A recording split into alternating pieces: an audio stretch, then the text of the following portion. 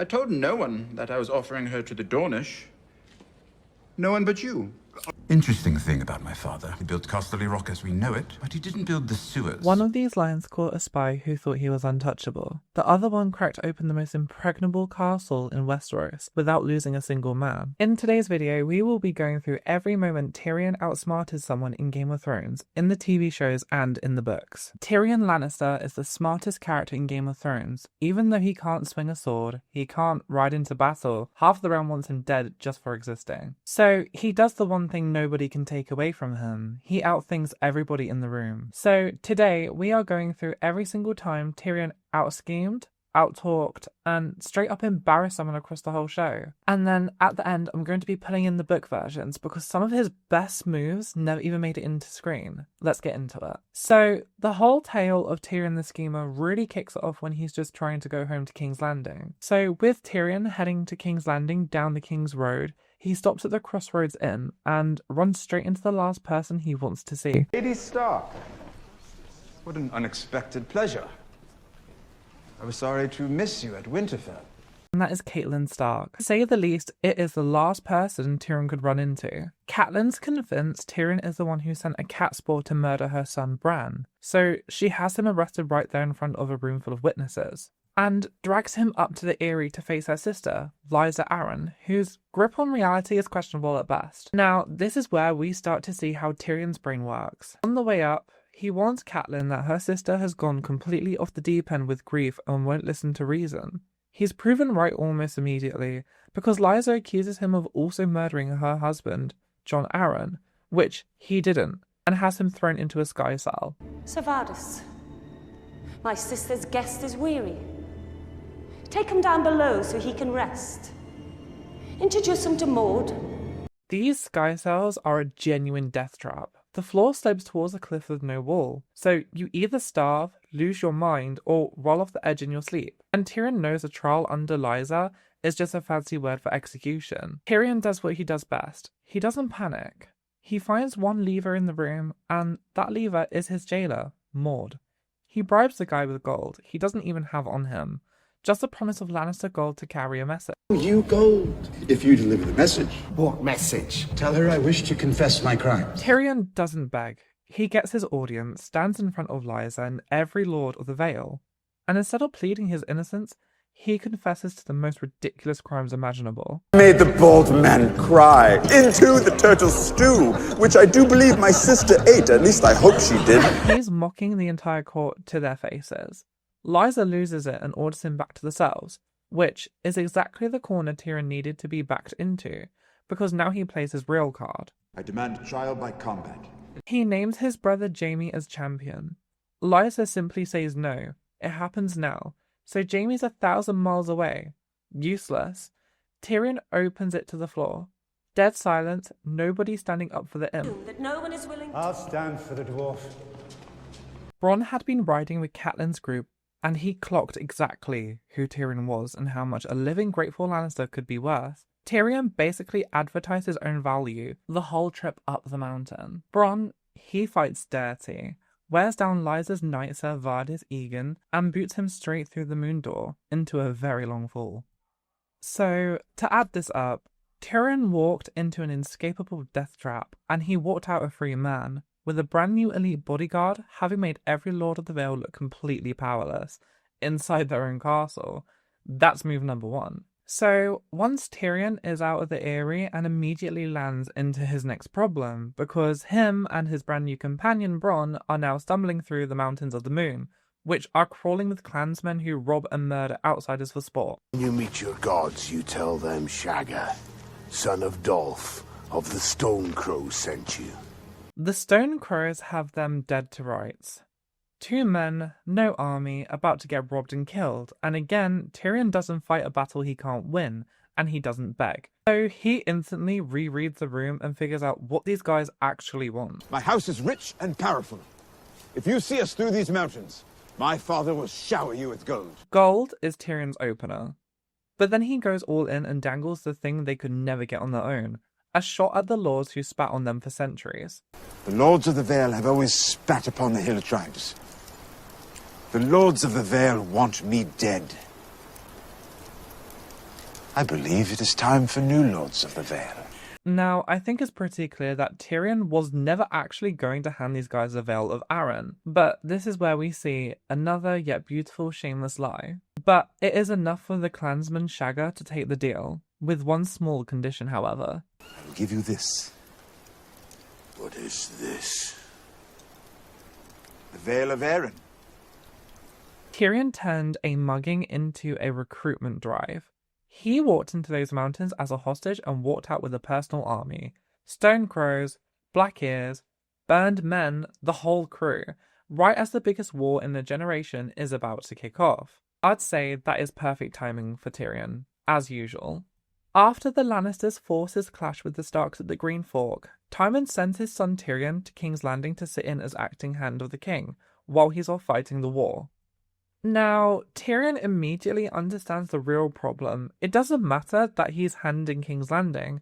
Whoever controls the men with the swords controls the city. And right now, that's the Gold Cloaks, the City Watch, commanded by Janos Slynt. Slynt, he is bad news. He's the guy who betrayed Ned Stark when it mattered the most. He's crooked to his core, and he's loyal to Cersei. As long as he runs the Gold Cloaks, Tyrion basically is just living on borrowed time. But Tyrion is smart. He's not about to publicly pick a fight with a man commanding thousands of armed guards. So what does he do? He handles it the quiet way. He invites Slynt to a nice private dinner, pours the wine, plays the gracious little host, lets Slynt get fat and comfortable. At this point, Tyrion is trying to deceive him, trying to get him comfortable so he confesses what he did to Ned Stark. And once Slynt's guard is all the way down, Tyrion casually brings up the massacre of King Robert's bastards in the street. And Slynt, feeling untouchable, basically brags about it, shows zero remorse, defends selling out Ned Stark as just following orders. He tried to buy my loyalty. A fool. He had no idea you were already bought. And that was the whole point of the dinner. The second Slynt confesses, the friendly host act evaporates. Not have my honor questioned by an imp? I'm not questioning your honor, Lord Janos. I'm denying its existence. And before Slynt even understands what's happening, he's stripped of his command, marched out and shipped off to the wall to freeze with the Night's Watch. And in the same motion, Tyrion installs his own guy, Bran, as the new commander of the City Watch. So, looking back on it, in one dinner, Tyrion managed to strip Cersei of her muscle in the capital and made every guard on the streets answer to him. So now that Tyrion runs the watch, he's got a new problem. Cersei has a spy on the small council feeding her everything he does. He needs to know who, but if he starts interrogating people or launching an investigation, Cersei's going to know he's onto her, and the spy would just go quiet. I'm so grateful to have a man of your vast knowledge and wisdom on my side. So instead, he builds a trap that literally cannot fail. However, here's the setup. He takes three most likely leaks: Varys, the Master of Whispers, Littlefinger, the Master of Coin, and Grandmaster Pycelle, and he sits down with each of them one-on-one privately. To each one, he confides a secret plan to marry off Princess Marcella to seal an alliance. Sounds normal, right? Except, and this is the genius part, he tells each man a completely different version. To Varys, he's sending Marcella to the Iron Islands to marry Theon Greyjoy. But remember, the Queen mustn't know. Ooh, the Queen mustn't know. To Littlefinger, she's going to the Vale to marry Robin Arryn. You must tell no one. Tell no one what? I plan to wed Princess Marcella to Robin Arryn of the Vale. And to Pycelle, the most explosive match of all, sending her to Dorne to marry Trystane Martell. The council with these plans, but the Queen mustn't know. I can't have her meddling in affairs that could determine the future of the realm. There's too much at stake. Oh, yes, indeed. Yes, I shall be silent as the grave. Each meeting ends with a sealed letter and a solemn oath of secrecy. And now, Tyrion just sits back, because whichever specific lie comes back to bite him tells him exactly who the rat is. He's tagged each spy with a unique tracking number and let them run. It certainly works. Cersei comes storming in, furious about Dawn. Marcella is my only daughter. Do you really think I'll let you sell her like a common... There it is. She's raging about the Dornish match, which means only one man could have told her, Grandmaster Pycelle. You won't get away with this. You think the piece of paper Father gave you keeps you safe? Ned Stark had a piece of paper too. Tyrion has Bronn and his clansmen drag Pycelle out of bed in the dead of night, terrify the old man and throw him straight into the black cells. Lannister? I always served Lannister. Get him out of my sight. Throw him in one of the black cells. Oh no. The Dornish marriage wasn't just bait. Tyrion actually made it real, and it was strategic gold. The Lannisters are fighting a war on multiple fronts. If Dorne joins the rebellion, King's Landing falls. So, Tyrion locks in a real betrothal, Marcella to Trystane Martell, sending her to Dorne. That secures the Martell's loyalty and gets his innocent niece out of the capital right before it becomes a war zone. It's the safest place for her. The only cost, a brand new cracking relationship with Cersei, and a threat you do not forget. I want you to know what it's like to love someone. To truly love someone. Before I take her from you. All of the political stuff keeps Tyrion alive in the Red Keep. But then an actual army shows up at the gates, and he has to prove he can win a war, not just a dinner. Stannis Baratheon is sailing on the capital with a massive fleet, and King's Landing is almost undefended. Most of the Lannister army is off fighting Robb Stark in the Riverlands. Tyrion tries to coordinate a defense with Cersei, and she stonewalls him, won't share her plan, so Tyrion goes around her using her own cousin Lancel to find out what she's hiding. Suppose there's only one way to find out. They have thousands of pots, already stored in their vaults. They are planning to launch it from the city walls into Stannis' ships and armies. Cersei's genius plan is wildfire, to catapult jars of the stuff off the walls onto Stannis' army, and Tyrion and Bronn instantly see the problem. Wildfire is insanely unstable. One drop jar, one misfire, and you torch your own city. So Tyrion just takes over. He seizes control of the Alchemist Guild, makes them answer to him and only him, and rewrites the whole defense. You won't be making wildfire for my sister any longer. When Stannis' fleet slips into Blackwater Bay, in the dark expecting a naval fight, the bay is empty, except one lonely ship drifting straight at their armada. The ship is packed with wildfire and trailing it into the water the whole way in. By the time Davos clocks the trap and screams to turn around, Stannis' fleet is already bottlenecked in the bay. Tyrion raises a torch on the battlements, the signal, and Bronn fires a single flaming arrow into the dark. That arrow ignites the whole bay, one of the most devastating traps in Westerosi history, a wall of green fire that evaporates the front half of Stannis' fleet and thousands of men in seconds.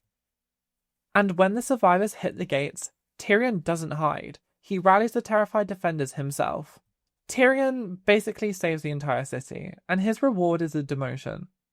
Classic. Tywin comes back to town, shoves Tyrion aside, and makes him the new Master of Coin, replacing Littlefinger. Sounds like a promotion, it's actually a trap. Tywin's handing him a mountain of the crown's debt, and fully expecting him to drown in it. But everybody keeps forgetting Tyrion can read a ledger, and when he actually digs into the books, he finds something nasty. Littlefinger wasn't growing the crown's wealth. He was running a continent-sized Ponzi scheme, borrowing gold from the Iron Bank and the great houses, then paying off old loans with new loans, while quietly funneling money into his own pockets. For a decade, everyone just saw revenue went up tenfold, and assumed the guy was a financial genius. Tyrion's the first person to actually notice the crown's expenses grew right alongside the revenue, meaning the throne is buried in debt to the Iron Bank. And you do not want to owe the Iron Bank. That debt, however, eventually gets paid off when Cersei sacks Highgarden, but Tyrion's the one who saw the whole illusion for what it was, years before anyone else. Then Joffrey dies at his own wedding, choking on poison, and none of Tyrion's work matters, because Cersei pins it on him instantly, and Tywin finally has the excuse he's wanted his whole life to get rid of his son. So Tywin rigs the trial, makes young Tommen rescue himself and appoints himself one of the judges. Then parades in witnesses twisting every word Tyrion ever said into a confession. Tyrion at this point is cornered. Then Jaime comes with a deal, secretly Tywin's deal. Plead guilty, ask for mercy, and instead of dying you go to the wall. In exchange, Jaime leaves the King's Guard and goes home as Tywin's heir. Everybody wins, Tyrion's actually ready to swallow it. Until Tywin plays his last cruelest card. Shae. the woman Tyrion loves, on the stand, lying, mocking everything they had. That is the moment Tyrion realizes playing by Tywin's rules only ever ends with Tywin winning. So he does the one thing nobody scripted. He blows up the entire trial. He refuses to confess and calls the whole thing exactly for what it is, a lifetime sentence for the crime of being born a dwarf. And then he pulls the one legal loophole even Tywin cannot block. I will not give my life for Joffrey's murder, and I know I'll get no justice here, so I will let the gods decide my fate. I demand a trial by combat. In one sentence, he rips the verdict out of Tywin's hands and blows up the whole plan to get Jaime back to Casterly Rock. Oberyn Martell volunteers as his champion, which goes about as badly as it possibly could, but that's the Mountain's fault, not the plan's. After the trial, and after Tyrion resolves things with his father and Shae, Varys smuggles him out of Westeros. Months on the road later, Jorah Mormont kidnaps him, planning to gift wrap him for Daenerys, and then they get grabbed by slavers, and Tyrion's talking his way out of death again. The slaver, Malco, takes one look at Tyrion, decides he's useless for labour, and orders his throat cut and his manhood harvested. Because there's a superstition that a dwarf's junk brings good luck and sells for a fortune. We'll sell it for a fortune. The dwarf's cock has magic powers. Wait!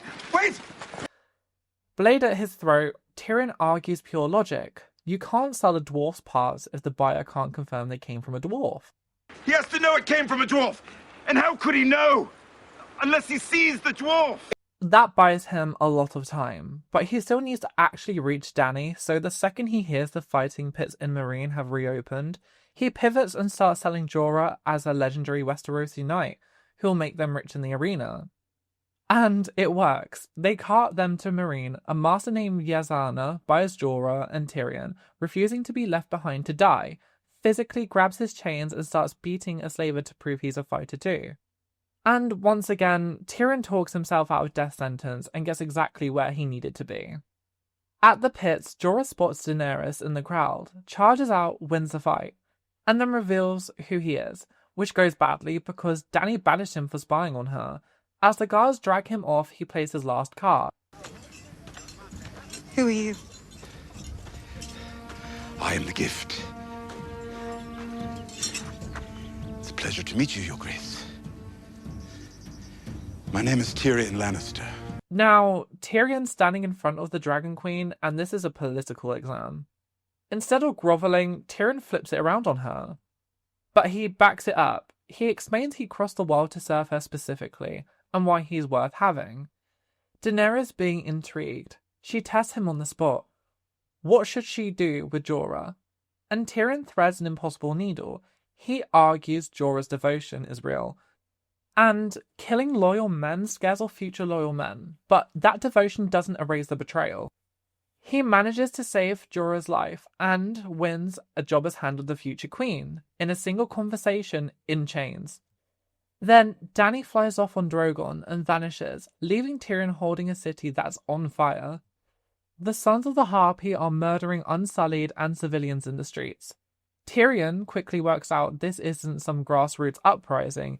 This is a scheme funded by the slave masters of Astapor, Yonkai, and Volantis, and Meereen can't fight 3 cities at once, especially with Daenerys gone. So what Tyrion does changes the battlefield from the streets to the negotiating table and invites the masters in. Instead of Dany's hard line, abolish slavery overnight, which crashed the economy and started the war in the first place, Tyrion offers a compromise. A 7-year window to phase slavery out. No violent overthrow if they play ball. In exchange, they cut all funding to the Harpy. Missandei and Grey Worm hate it. They were slaves, and negotiating with the oppressors is a knife in the gut.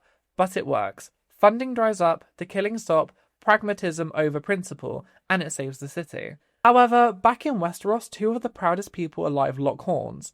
Jon Snow needs Dragonglass to fight the dead. Dany wants him to bend the knee first, and neither will budge. 2 immovable objects, so Tyrion finds the side door. He pulls Jon aside, actually listens, and boils the whole world-ending standoff down to one practical question. What does Jon actually need right now? And the answer to that is the mountain of dragon glass sitting uselessly under the castle. Then he takes that back to Daenerys and reframes it perfectly.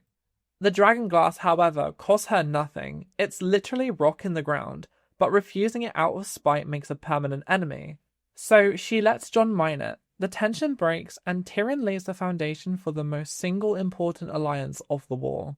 Daenerys needs a big statement win, so the target is Casterly Rock, the Lannister stronghold, built on a cliff, considered flat out impregnable. Any normal army that tries the wall gets slaughtered in a long siege. But Daenerys has a weapon no other conqueror ever had, the man who designed the castle's plumbing. Years ago, Tywin stuck Tyrion with the sewers to humiliate him.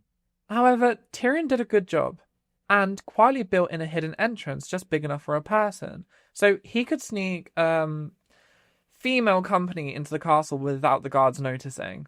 So instead of throwing the Unsullied at the front gates, Tyrion sends Grey Worm and a strike team up through the sea and the sewer grates. They manage to take the castle from inside and throw the gates open. The most defensible castle in Westeros cracked open by a spite project Tywin gave his son as a punishment. Poetic. With the dead marching south, Jon and Daenerys realize they can't fight the Night King and Cersei at the same time. They need a ceasefire, but Cersei thinks the Army of the Dead is a bedtime story. Problem though, Cersei would never grant an audience to a rival queen's envoy, and the one person on Earth she might listen to is Jaime. So Tyrion volunteers for what is basically a suicide mission, sneaking back into the city where he's the most wanted man alive. Davos smuggles him ashore. Bronn lures Jaime into the catacombs, and Tyrion, instead of trying to convince Cersei, bypasses her completely and appeals straight to his brother's logic and their bond. He can't move the queen, so he moves the one man who can move the queen. That's the whole play. And at this point, Tyrion is showing us that he can outplay his sister Cersei. However, Tyrion's most important move in the whole series isn't on a battlefield or at a table. It's from inside a cell, waiting to be executed for treason. Daenerys had brutally burned King's Landing to ash and murdered hundreds of thousands of innocent people, and made it clear that she was the start, that she plans to liberate the whole world with fire and blood. Jon visits her, still in denial, still clinging to his oath and trying to justify it. Tyrion knows he can't use force or anger, so he does what he does best. He talks. He walks Jon all the way to the horrible conclusion neither of them wants. It costs both of them everything. After Jon kills Daenerys, Westeros has no ruler. The Unsullied hold the capital, and the realm is one bad day from another civil war. The surviving lords gather in the ruins of the Dragon Pit with no clue who should sit the throne. Tyrion's in chains, expecting to die. Instead, he grabs the last move of his life and finishes what Daenerys claims she wanted. He breaks the wheel. He asks the room what actually unites people. Not armies, not gold, not banners. And he nominates the last person anyone expected. Bran Stark, also known as the Three-Eyed Raven. The living memory of the entire realm, and here's the real genius. Because Bran can't father children, the crown can never be handed down to some cruel or idiot son. So what Tyrion does is he uses it to redesign the whole system. From now on, rulers will not be born.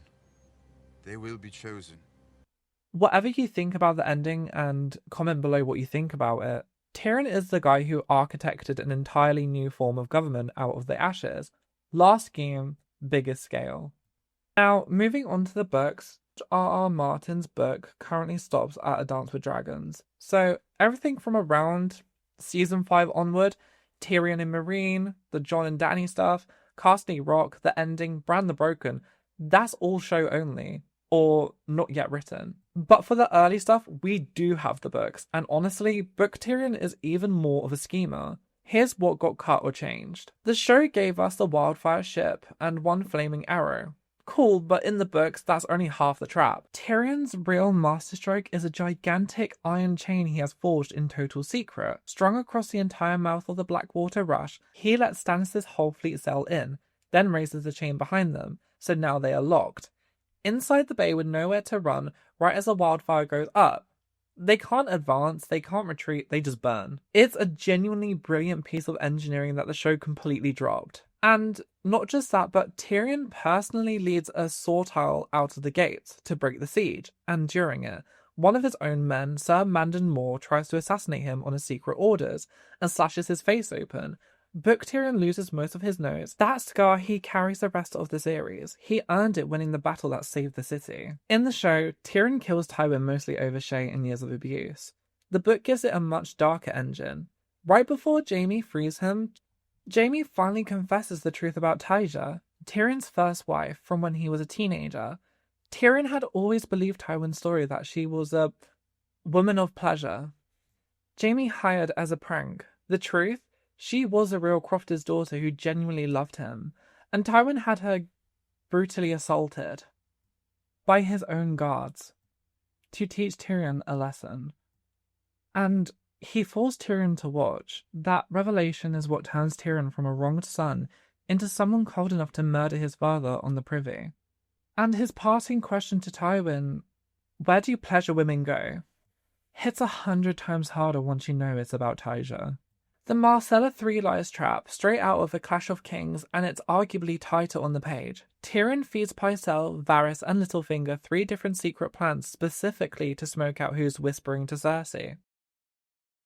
The council with these plans, but the Queen mustn't know. You must tell no one. Tell no one what? Ooh, the Queen mustn't know. And it's confirmed it's Pycelle.